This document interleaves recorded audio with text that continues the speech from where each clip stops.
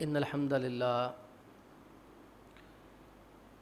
نحمده ونستعینه ونستغفره ونعوذ باللہ من شرور انفسنا ومن سیئات اعمالنا من يهده الله فلا مضل له ومن يضلل فلا هادي له وأشهد أن لا إله إلا الله وأشهد أن محمدًا عبده ورسوله أما بعد فإن خير الحديث كتاب الله وخير الهدي هدي محمد صلى الله عليه وسلم وشر الأمور محدثاتها وكل محدثة بدعة وكل بدعة ضلالة وكل ضلالة في النار قال النبي صلى الله عليه وسلم حسين مني وأنا منه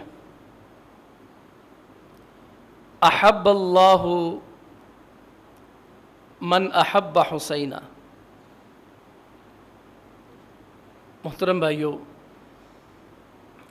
عزیز بزرگ اور دوستو، جن شخصیات سے اللہ کے نبی علیہ الصلاۃ والسلام نے کھل کر اپنی محبت کا اظہار کیا اور ان کی محبت کو ایمان کا حصہ قرار دیا اور ان سے محبت کرنے کو خود سے محبت کرنا قرار دیا، ان میں سے ایک عظیم ترین ہستی جناب حسین رضی اللہ تعالی عنہ، اللہ کے پیغمبر علیہ الصلاۃ والسلام نے متعدد مقامات پر ان سے محبت کا اظہار فرمایا،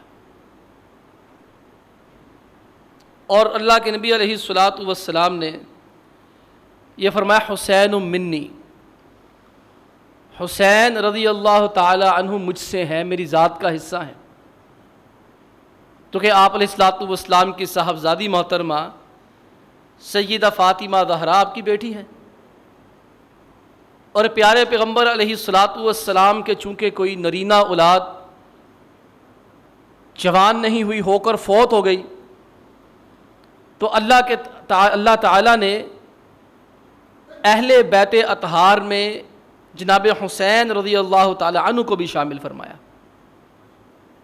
پیارے پیغمبر علیہ الصلاۃ والسلام نے اسی بنا پر فرمایا حسین منی، حسین مجھ سے ہے، وَأَنَا مِنْهُ، اور میں اس سے ہوں۔ یہ محبت کا اظہار ہے، جیسے عام طور پر لوگ کسی سے محبت کا اظہار کرتے ہیں، وہ کہتے ہیں ہم نوالا ہم پیالہ، یہ قربت کی طرف اشارے ہیں، محبت کی طرف اشارے ہیں۔ احب اللہ من احب حسینہ، اور آپ علیہ الصلاۃ والسلام نے دعا دی، فرمایا اللہ تعالیٰ اس بندے سے محبت کرے جو جناب حسین رضی اللہ تعالی عنہ سے محبت کرتا ہے۔ یہ کتنی عظیم شخصیت ہے کہ جن سے محبت کرنے سے نبی کریم علیہ الصلاۃ والسلام کی محبت بھی حاصل ہوتی ہے، اللہ تعالیٰ کی محبت بھی حاصل ہوتی ہے۔ من احب الحسن والحسین فقد احبنی، آپ علیہ الصلاۃ والسلام فرماتے جو حسن و حسین سے محبت کرتا ہے وہ ان سے محبت نہیں کرتا، وہ حقیقت میں مجھ سے محبت کرتا ہے۔ کیونکہ حسن و حسین سے محبت کس لیے ہے؟ کیا وہ صرف اس لیے کہ حسن و حسین ہے؟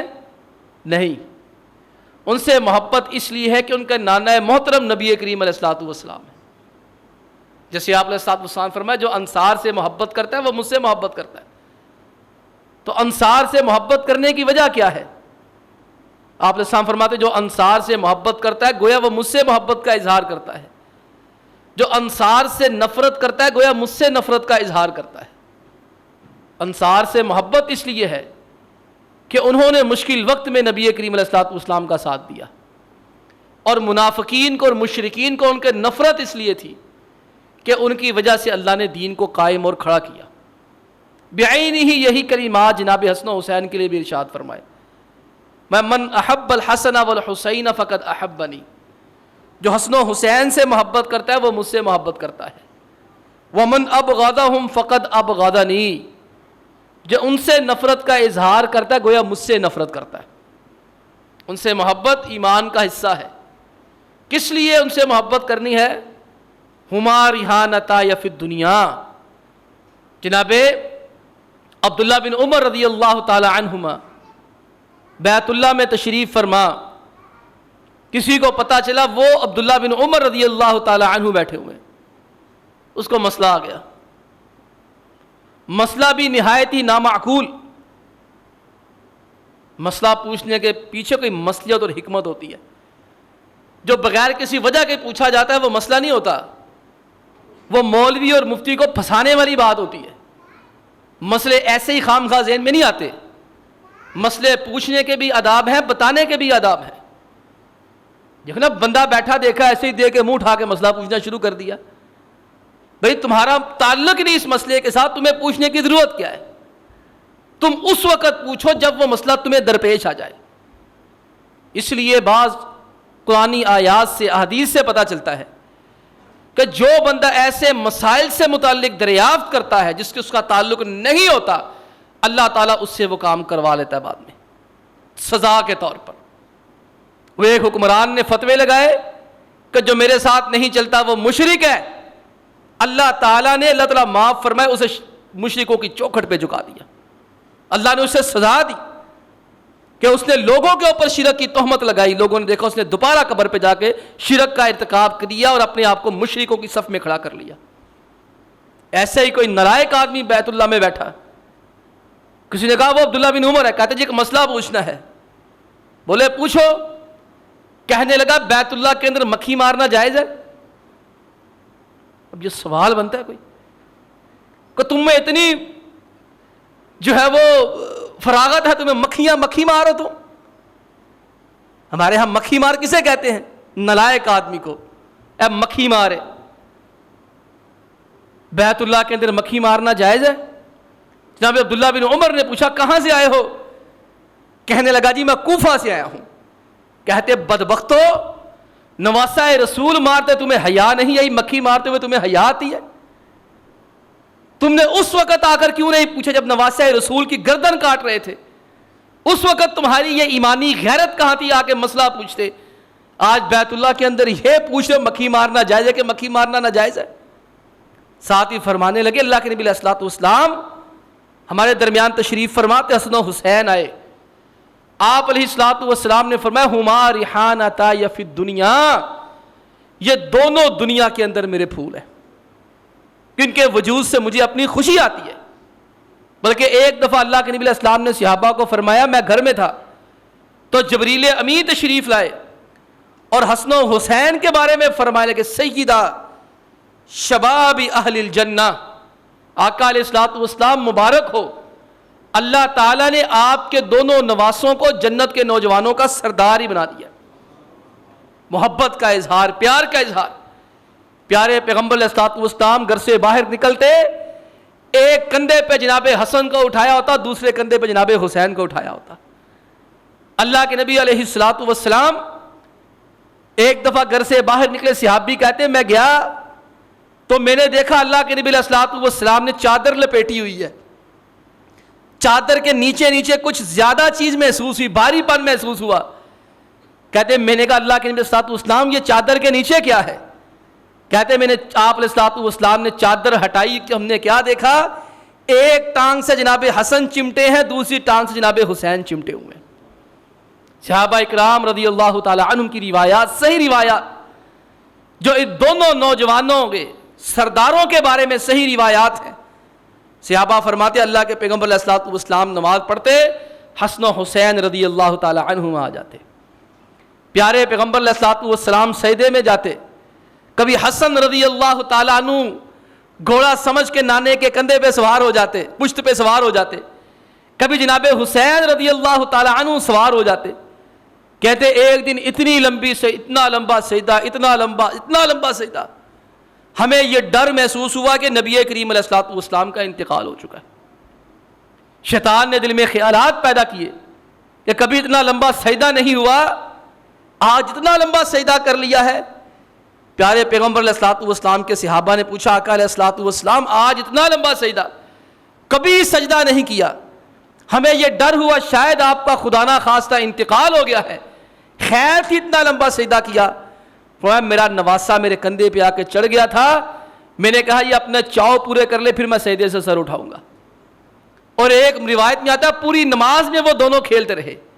آپ علیہ الصلوۃ والسلام جب اٹھتے کندھوں پہ اٹھا لیتے، گلے سے لگا لیتے، سجدے میں جاتے سائیڈ پہ رکھتے، وہ دونوں کندھوں پہ صفا سے سجدہ لمبا کر لیتے، اور سلام پھیرنے کے بعد دونوں قریب ہی بیٹھے ہوئے تھے۔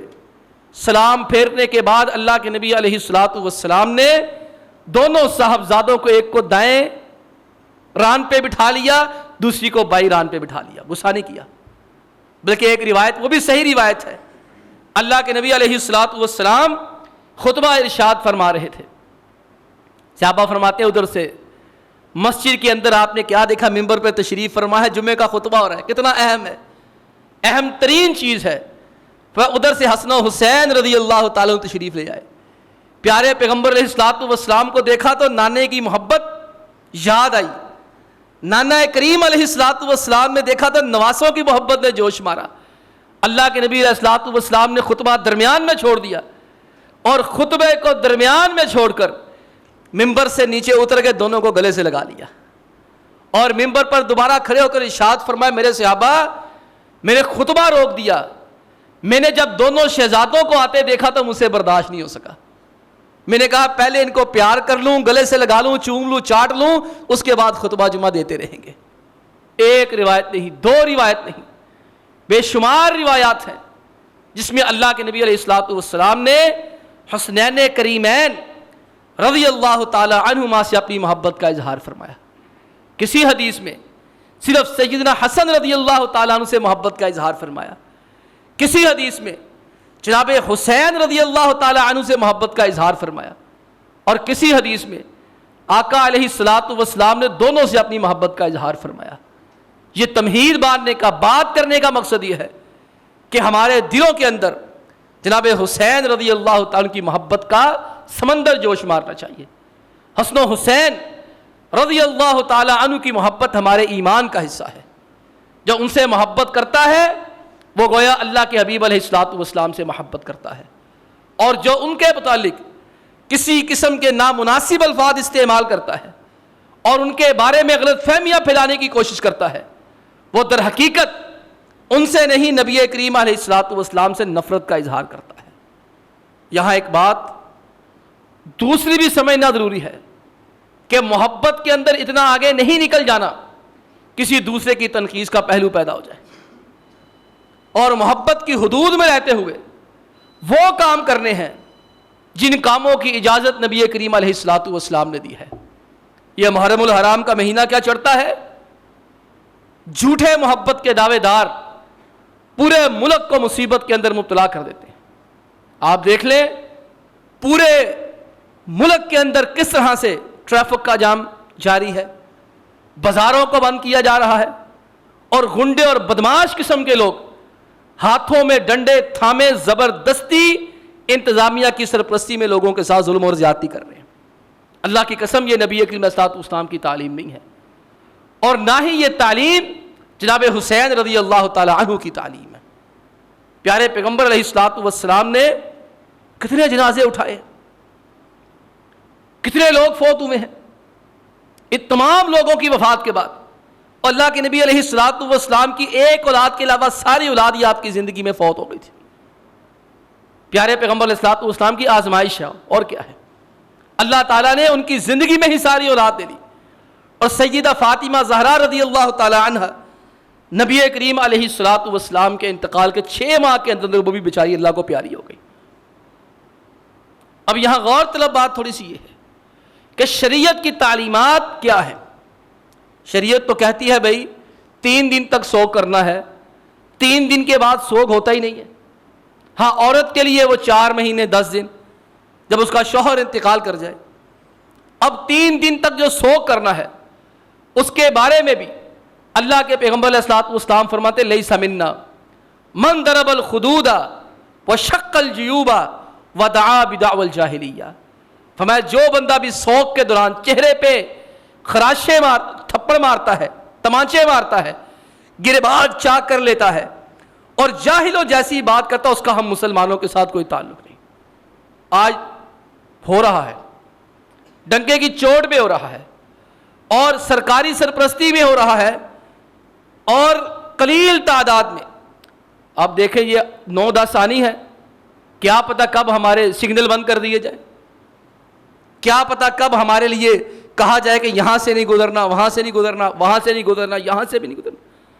میں اکثر سوچا کرتا ہوں کہ یار 10 محرم الحرام میں جو دن ملتے ہیں 10, یہ پوری قوم کا جینا حرام کر دیتے ہیں. خدا نہ خواستہ یہ لوگ اقتدار کے اندر آ گئے, یہ تو سب کو ویسے ہی مار دیں گے. پھر جب ربیع الاول کے 2-3 دن آتے ہیں تو پھر میرے ذہن میں یہی خیال پیدا ہوتا ہے کہ یار 2 دن کے لیے انتظامیہ ان کو مل گئی ہے, 2 دن کے لیے ان کو مرضی کرنے کا موقع مل گیا ہے اور یہ اس طرح کی باتیں کر رہے ہیں, غیروں کی مسجدوں کے سامنے گھوڑے نچوا رہے ہیں, غلاظت اور گندگی کر رہے ہیں. خدا نہ خواستہ ان کو پورے سال کی حکومت مل گئی, یہ تو اپنے سوا سب کو زندہ ہی مار دے. اس لیے ذاتی طور پر میں کسی مذہبی جماعت کی حکومت کے ہونے کے حق میں نہیں ہوں. یہ مسجدوں کے اندر ایک دوسرے کو گوارا نہیں کرتے, ان کو حکومت مل گئی تو یہ حکومتوں کے اندر ایک دوسرے کو گوارا کیسے کریں گے. بہرحال قصہ مختصر ہے, یہ شریعت کا حصہ نہیں ہے. اگر ہم شہداء کو دیکھیں تو جناب عثمان غنی رضی اللہ تعالیٰ کی شہادت اس سے بھی بڑی شہادت ہے, اس سے بھی بڑی مظلومانہ شہادت ہے. اگر اس سے بھی بڑے شہید دیکھیں تو سید الشہداء امیر حمزہ رضی اللہ تعالیٰ عنہ کی شہادت ہے.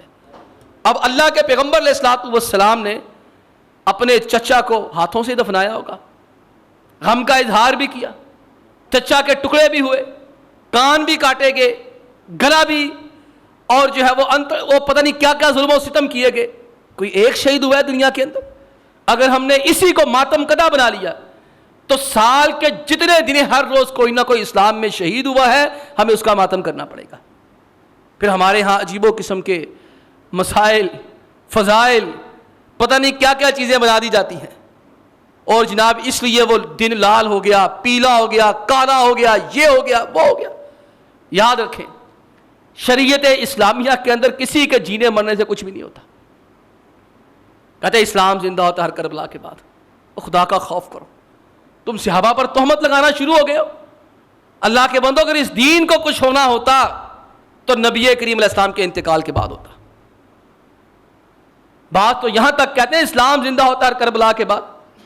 چلو یہ ان کا ایک نظریہ ہے, بات تو یہ کہتے ہیں اسلام نبی کریم علیہ الصلوۃ والسلام اور خلفائے راشدین کے بعد رہا ہی کوئی نہیں تھا. انا للہ و انا الیہ راجعون. اللہ کے بندو اگر شخصیات کے جانے سے اسلام پہ فرق پڑتا ہوتا تو اللہ کے نبی علیہ الصلوۃ والسلام کے بعد یہ دین قائم نہ رہتا. اللہ تعالیٰ نے نبی کریم علیہ السلام کے انتقال کے بعد دین کو قائم رکھ کے بتایا کہ لوگوں کے آنے جانے سے دین اسلام کو کوئی فرق نہیں پڑتا. اللہ کے نبی علیہ الصلوۃ والسلام کے نواسے ہیں اور ہمارے ایمان محبت ان سے ہمارے ایمان کا حصہ ہے. لیکن کسی کی محبت یہاں تک نہ لے جائے کہ ہم یہ تصور کرنا شروع کر دیں کسی خاص افراد کو گالی نہ دی تو ہماری محبت کا معیار قائم نہیں رہتا. اللہ کی قسم اگر آج حسین رضی اللہ تعالیٰ عنہ بھی ہوتے ان چیزوں کو پسند نہ کرتے, آج وہ اہل بیت ہوتے, کربلا کے شہداء ہوتے, وہ بھی کبھی ان چیزوں کو گالی گلوچ کو ذرہ برابر پسند نہ کرتے. اپنی زبانوں کو لگام دیں اور یہ سمجھیں کسی کے آنے جانے سے کچھ نہیں ہوتا. اللہ کے بندو سورج کو کچھ نہیں ہوتا, چاند کو کچھ نہیں ہوتا. اللہ کے نبی علیہ الصلوۃ والسلام کے صاحبزادے جناب ابراہیم رضی اللہ تعالی عنہ, اللہ کے نبی علیہ الصلوۃ والسلام نے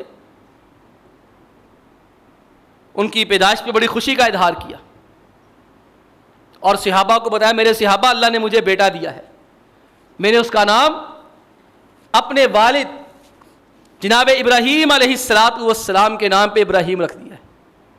بڑی خوشی ہوئی۔ اللہ نے تقریباً 59-60 سال کی عمر میں جا کے بیٹا دیا۔ اللہ کو نہیں منظور تھا، 1.5 سال کی عمر ہوگی ان کی، رضی اللہ تعالیٰ عنہ جناب فوت ہو گئے۔ پیارے پیغمبر علیہ السلام کے ہاتھوں میں دم توڑا۔ آپ کو اطلاع ملی بچہ بیمار ہے، چلے گئے، وہاں جا کے ہاتھوں میں پکڑا، رونا شروع ہو گئے۔ تدمع العین ویحزن القلب ولا نقول الا ما یرضی ربنا یرضی ربنا۔ ابراہیم ہمیں تیرے جانے کا بڑا ہی غم ہے، ہمارا دل ٹوٹا ہوا ہے، آنکھوں سے آنسو جاری ہیں، لیکن کہنا وہی ہے جو رب راضی ہوگا جس سے۔ کوئی ایسی بات نہیں کہیں گے جس سے ہمارا رب ناراض ہو جائے۔ بیٹا فوت ہو گیا ہے، اپنے ہاتھوں سے دفنایا ہے، کفنایا ہے۔ جناب والا اتفاق ایسا ہوا، اس دن سورج گرہن لگ گیا۔ اب عرب کے لوگوں کا یہ تصور تھا جاہلیت کے دور میں کہ جب کسی بڑی شخصیت کا انتقال ہوتا ہے تو اس شخصیت کے انتقال کی وجہ سے سورج کو گرہن لگ جاتا ہے، کہ سورج بھی کسی کا غم منا رہا ہے۔ سورج کو غم میں گرہن لگ گیا۔ اللہ کے نبی علیہ الصلوۃ والسلام تک یہ باتیں پہنچی۔ اب دیکھیں کتنا مشکل مرحلہ ہے کہ بندے نے اپنے بیٹے کو اپنے ہاتھوں سے دفنایا ہو، لیکن مسئلہ یہاں عقیدے کا ہے، توحید کا ہے۔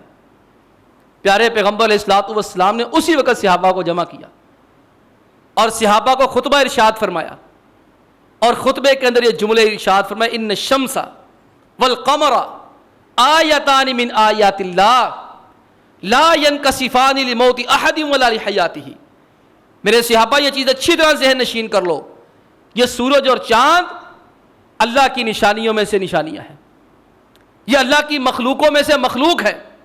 لا ينکسفان لموت احد ولا لحیاتہ، کسی کے جینے مرنے سے ان کو کوئی فرق نہیں پڑتا۔ یہ تصور ختم کیا آپ علیہ الصلوۃ والسلام نے۔ اللہ کے بندو، دل ہمارا بھی غمگین ہے، تکلیف ہمیں بھی ہوتی ہے۔ یہ اسلام کے اندر جو سازشیں کی گئی، خیبر کے یہودیوں نے، ایران کے مجوسیوں نے، شام کے عیسائیوں نے اور دیگر مشرکوں اور وہ منافقین جو مدینہ میں بیٹھے تھے، انہوں نے مسلمانوں کے خلاف سازشیں کی ہیں، صحابہ اکرام کے خلاف کی ہیں، بالکل اسی طرح جس طرح جناب عیسیٰ علیہ السلام کے آسمان کے جانے کے بعد ایک یہودی جو عیسیٰ علیہ السلام مارنے میں ملوث تھا، اب مارے تو خیر نہیں ہے نا، ہمارے عقیدے کے مطابق تو زندہ ہے چوتھے آسمان پہ، ان کے عقیدے کی میں بات کر رہا ہوں، پھانسی دلوانے میں پیش تھا۔ اسی بدبخت نے، یہودی نے بعد میں آ کر یہ کہہ دیا کہ میری عیسیٰ علیہ السلام سے ملاقات ہوئی ہے اور عیسیٰ علیہ السلام نے مجھے یہ تعلیمات دی ہیں، اس کے اوپر عمل کرنا ہے۔ عیسیٰ علیہ السلام کے جو مخلص صحابہ تھے وہ غاروں میں نکل گئے، پہاڑوں میں نکل گئے، رہبانیت اختیار کر دی۔ بی بی مریم رضی اللہ تعالی عنہا کو ایک صحابی کی ڈیوٹی لگائی تھی جناب عیسیٰ علیہ السلام نے کہ تم نے میرے بعد میری والدہ کا خیال کرنا ہے، وہ بھی ان کو لے کے کہیں چلے گئے، باقی صحابہ بھی ارد گرد دین بچانے کے لیے چلے گئے، لیکن اس بندے نے اپنا زہر چھوڑ دیا۔ اسی طرح یہودیوں نے، عبداللہ بن سبا نے کچھ لوگوں کو ساتھ ملا کر یہ پلاننگ کی، جس طرح اس بدبخت نے پلاننگ کی تھی کہ عیسیٰ علیہ السلام اللہ کے بیٹے تھے، ان کے اندر اللہ کی روح تھی، بالکل اسی طرح عبداللہ بن سبا نے پلاننگ کر لی اور علی مرتضیٰ کے اندر کہنا شروع کر دیا ان کے اندر اللہ کی روح موجود ہے۔ الحمدللہ صحابہ نے دفاع کیا، صحابہ ان کی مکاریوں کو جان گئے، دین اسلام پہ پختہ تھے، ان کا مقابلہ کیا، لیکن بہرحال اثر انداز تو ہوئے لوگوں پر، خصوصی طور پر ان لوگوں کے اوپر اثر انداز ہوئے جو لوگ نئے نئے مسلمان ہوئے، دور دراز علاقوں میں رہتے تھے، مسلمان تھے اور اسلامی حدود سے دور تھے، ان کی ذہن سازی کر کے صحابہ کے خلاف محاذ کھڑا کیا۔ سب سے پہلے عمر فاروق کی شہادت، اس کے بعد عثمان غنی رضی اللہ تعالی عنہ کی شہادت، اس کے بعد جناب علی مرتضیٰ رضی اللہ تعالی عنہ کی شہادت۔ یہ دیکھیں 4 میں سے 3 خلفاء مظلوم شہید ہوئے۔ پھر اس کے بعد جناب حسن رضی اللہ تعالی عنہ کو ورغلانے کی کوششیں، انہوں نے نبی کریم علیہ الصلوۃ والسلام کی وہ پیشین کو ہی پوری کر دی. آپ نے فرمایا تھا میرا یہ بیٹا سردار ہے, اللہ اس کے ذریعے مسلمانوں کو 2 بڑے بڑے گروہوں میں صلح کروا دے گا. وہ 2 مسلمانوں کے گروہ کون سے تھے؟ ایک جناب حسن رضی اللہ تعالی عنہ کا گروہ تھا, اور دوسرا سیدنا معاویہ رضی اللہ تعالی عنہ کا لشکر تھا. صلح ہوئی, اتفاق ہوا, جہاد جو رکا تھا وہ جاری ہوا, اور 62 لاکھ مربع میل پہ اسلامی حدود پہنچ گئی. ان خبیثوں کو کہاں یہ برداشت تھا؟ جناب حسین رضی اللہ عنہ کو, حسن رضی اللہ عنہ کو ورغلایا, خط بھیجتے, خط بھیجا کرتے, آ جائیں آ جائیں, اتنے لاکھ بندے تیار, اتنے لاکھ بندے تیار. آپ دیکھیں پروپیگنڈا ایسا ہی ہوتا ہے. ہمارے حکمران ہی پروپیگنڈا کرتے, یہ کتنا پروپیگنڈا کرتے. 10 لاکھ بندہ باہر نکالیں گے, 1 لاکھ موٹر سائیکل باہر نکالیں گے. یہ آپ کے میاں صاحب وہاں کیوں واپس نہیں آتے؟ اس نے ایک فرمائش کی ہوئی ہے کہ میرے استقبال کے لیے اتنے بندے اکٹھے کرو جتنے خادم حسین رضوی کے جنازے پہ بندے آئے تھے, ممتاز قادری کے جنازے پہ بندے آئے تھے. کیونکہ ممتاز قادری کا اور خادم حسین رضوی کا جنازہ قائد اعظم سے بھی بڑا جنازہ ہوا ہے. قائد اعظم رحمہ اللہ کے جنازہ بھی اتنا بڑا جتنے 2 بندوں کے جنازے ہوئے. اس نے یہ فرمائش کی اندرون خانہ, اور اس نے دیکھا کہ ہوتا ہے کچھ نہیں, بندے باہر آتے کوئی نہیں. یہ دعوے ہوتے ہیں, کھوکھلے دعوے. جناب حسن رضی اللہ عنہ خط پڑھتے, پوچھتے کہاں سے آیا ہے؟ کہتے کوفے سے. کہتے 2 نمبر پھینکو ان کو. ساتھ ہی فرمایا کرتے مجھے اپنا ڈر نہیں, مجھے اس کا ڈر ہے, یہ بڑا سیدھا سا آدمی ہے, یہ میرا بھائی بڑا بولا ہے, مجھے ڈر ہے کہیں یہ ان بدماشوں کی باتوں میں نہ آ جائے. ان ظالموں نے دیکھا ان کے مقاصد کی راہ میں عمر فاروق رکاوٹ ہے, نماز میں شہید کیا. عثمان غنی رکاوٹ ہے, صحابہ حج کرنے کے لیے چلے گئے, پیچھے حملہ کر کے شہید کر دیا. علی مرتضیٰ رکاوٹ ہے, جب دیکھا کہ یہ نکلتے ہیں فجر سے پہلے تہجد کے لیے, کوئی ساتھ نہیں ہوتا, شہید کر دیا. دیکھا حسن رضی اللہ تعالی عنہ رکاوٹ ہے, ان کو زہر دے کے شہید کروا دیا. پھر آ جا کے ان کو منایا, جیسے تیسے معاملہ ہوا. انتہائی افسوسناک واقعہ, انتہائی دکھ والا واقعہ. اور ہمارا یہ عقیدہ ہے, ہم یہ کہتے ہیں جس نے بھی سیدنا حسین رضی اللہ تعالیٰ کے قتل کا اشارہ کیا اس کے اوپر اللہ کی لعنت, اور جس شخص نے سیدنا حسین رضی اللہ تعالیٰ عنہ کے قتل میں شہادت میں شرکت کی اس کے اوپر اللہ کی لعنت, اور جس شخص نے ان کی شہادت پہ, قتل پہ, مظلومانہ شہادت پہ خوشی کا اظہار کیا اس کے اوپر بھی اللہ کی لعنت. کیوں؟ ایک مسلمان کی طرف اگر کوئی بندہ اشارہ کر دے, آپ علیہ السلام فرماتے ہیں اگر کوئی کسی مسلمان کی جانب اسلحے سے اشارہ کرتا ہے, جب تک وہ اس کو ڈرانے کے لیے اسلحہ آگے کرتا ہے, پیچھے نہیں کرتا, آسمان کے سارے فرشتے اس کے اوپر اللہ کی لعنت بھیجتے, سارے فرشتے سارے اللہ تعالیٰ کے سمیت اس کے اوپر لعنت بھیجتے. جب عام انسان کو ڈرانا کے لیے اسلحہ آگے کیا جانا, اس کے اوپر اللہ کی لعنت ہے, تو جو ان نوجوانوں کے, جنتوں کے نوجوانوں کے سردار ہیں, ان کو ذکر پہنچانے والا کیسے اللہ کی لعنت سے محفوظ ہو سکتا ہے؟ ہمارا یہ عقیدہ ہے جس نے بھی حصہ لیا, شرکت کی, خوشی کا اظہار کیا, اس کے اوپر اللہ تعالیٰ کی لعنت ہے. ہم آج بھی اس کو لعنتی کہتے ہیں. اس نے ایک مسلمان کو, اور مسلمان نہیں صرف, جنت کے نوجوانوں کے سردار کے قتل میں خوشی کا اظہار کیا. بات کو صرف سمجھانے کے لیے 2-3 منٹ میں, جناب حسین رضی اللہ تعالیٰ عنہ کے ساتھ جو ایک دھوکہ کیا گیا, فراڈ کیا گیا, وہ عبداللہ بن عمر کا قول ذہن میں رکھے جو میں نے ابتدا میں عرض کیا. ان سے کسی نے پوچھا مکھی بیت اللہ میں مہار دی جائے تو گناہ تو نہیں ہے؟ بولے کہاں سے آئے ہو؟ کہا کوفے سے. کہا بدبختو, نواسہ رسول کو جب شہید کیا تھا اس وقت تمہیں یہ یاد نہیں آیا؟ مکھی کا بڑا خیال ہے. جناب زین العابدین رحمہ اللہ, کربلا کی نشانی دیکھا, کربلا میں سیاپا ہے, چیخیں ہیں, شور شرابہ ہے لوگوں کے رونے کا. پوچھا کون رو رہے ہیں؟ کسی نے کہا کوفہ والے رو رہے ہیں.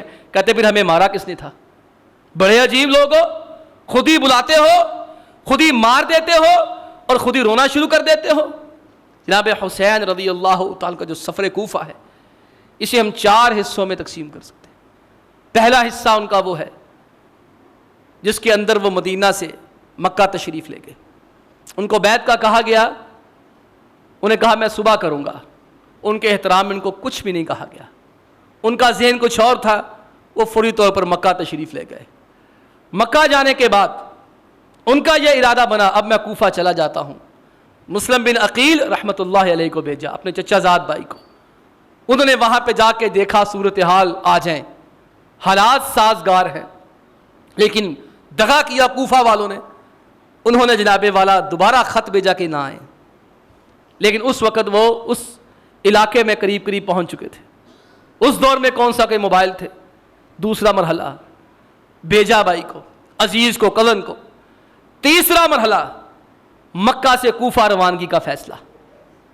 یہاں صحابہ نے منع کیا, بہت روکا, بڑی منت و سماجت کی, یہاں تک کہا ان کو کہ حضرت اگر آپ شرکت کرنا چاہتے ہیں جائیں, چلے جائیں, اپنے بیوی بچوں کو کم از کم یہاں چھوڑ دیں. ان کا ایک ذہن تھا, ایک سوچ تھی, وہ تشریف لے گئے. وہاں چوتھا مرحلہ جب وہاں پہنچے ہیں کربلا کے میدان میں, وہاں جا کے دیکھا جو تیر کھا کے کمینگاہ کی طرف اپنے ہی دوستوں سے ملاقات ہو گئی. دیکھا کہ عبید اللہ بن زیاد کے لشکر میں, یزیدی لشکر میں سارے کے سارے کوفے والے کھڑے ہیں. اب وہاں سے واپس جانے کا ارادہ کیا تو مسلم بن عقیل کے بھائیوں نے کہا ہم نے تو اپنے بھائی کا بدلہ لینا ہے. کہا ٹھیک ہے, پھر تمہارے ساتھ جینا مرنا ہے جیسے تم کہتے ہو. وہاں پھر جب جا کر مزید صورتحال دیکھی تو انہوں نے عبید اللہ بن زیاد خبیث کو, ملعون کو 3 آپشن دیے. کہا مجھے یہاں سے مکہ جانے دو, میں وہاں رہوں گا, اور دوسری بات اگر یہ منظور نہیں مجھے اللہ کے راستے میں جہاد کرنے کے سرحد میں بھیج دو, میں اللہ کے راستے میں لڑتا لڑتا شہید ہو جاؤں گا. اور اگر تمہیں یہ بھی منظور نہیں ہے تو مجھے پھر یزید کے پاس جانے دو, میں اس کے ساتھ جا کے بات چیت کرتا ہوں, نیگوشیشن کرتا ہوں, اور بات چیت کرنے کے بعد کسی حل پہ پہنچنے کی کوشش کرتے ہیں. مگر کوفے والے اس چیز کو جانتے تھے کہ اگر یہ ایک دفعہ یہاں سے زندہ سلامت چلے گئے تو پھر وارنٹ ہمارے ہی جاری ہونے. یہ چوتھا مرحلہ ان کی شہادت پر منتج ہوا, نتیجہ شہادت نکلی. لیکن آخر کے اندر پھر میں وہی بات کہوں گا, اس سانحے کو آڑ بنا کر کسی کو گالی نہیں دی جا سکتی, کسی کو برا بلا نہیں کہا جا سکتا. اللہ کے بندو, سانحہ ہوتا ہے 60 ہجری میں قریب, اور ابو بکر و عمر کو گالیاں دینے کا مقصد کیا سمجھ نہیں آئی. اس کو آڑ بنا کر جناب بکر صدیق کو برا بلا کہا جائے, عثمان غنی کو برا بلا کہا جائے, عمر فاروق کو برا بلا کہا جائے, یہ منطق سمجھ نہیں آتی. اور پھر اس کی آڑ کے اندر بدعات کا ارتکاب نہیں کیا جائے گا. اب دیکھیں یہ 9 اور 10 کا دن آنا ہے, ابھی سے سبیلیں لگنا شروع ہو گئی ہیں. لوگوں نے زبردستی روک کے نا پانی پلانا ہے, اور جس نے پانی پینے سے انکار کرنا ہے اے یزیدی جا رہے ہیں, اے یزیدی. اللہ کے بندو, 9 اور 10 تاریخ کا روزہ رکھنا سنت ہے. دیکھیں نا, ایک بدعت آتی ہے سنت کو لے جاتی ہے. اللہ کے پیغمبر علیہ الصلوۃ والسلام 10 محرم الحرام کا روزہ رکھا کرتے تھے, اور آپ نے پھر جب پتہ چلا یہودی بھی رکھتے ہیں تو آپ نے فرمایا اگر میں اگلے سال زندہ رہا لأصومن التاسع, میں 9ویں کا بھی رکھوں گا. لیکن اللہ رب العالمین نے آپ کو اگلے سال زندگی نہ دی تو اللہ کے حبیب علیہ الصلوۃ والسلام نے 10 تک اکتفا کیا. آپ 9-10 کا اکٹھا روزہ رکھ لیں, یا 10 کا رکھ لیں, یا 10-11 کا رکھ لیں, یا 9-10-11 کا رکھ لیں, ساری ابن قیم رحمہ اللہ نے اجازتیں دی ہیں. اللہ تعالیٰ سے دعا ہے کہ اللہ تعالیٰ ہمیں صحابہ کا احترام کرنے کی توفیق عطا فرمائے. اللہ ہمیں صحابہ سے محبت کرنے کی اور اہل بیت اطہار سے محبت کرنے کی بھی توفیق عطا فرمائے. وآخر دعوانا ان الحمد للہ رب العالمین.